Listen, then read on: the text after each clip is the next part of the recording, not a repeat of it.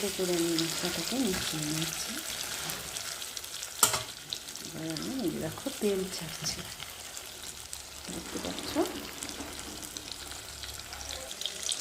এবার একটু জল অ্যাড করছি,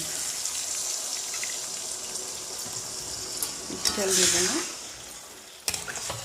যেটা কারি হবে।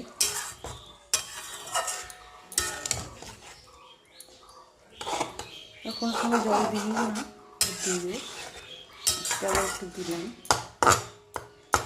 ড্রাই থাকতে কোনো সময়।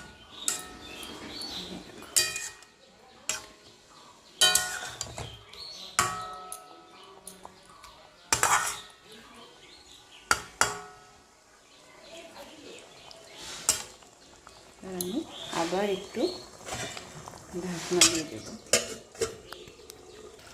আমি গরম মশলা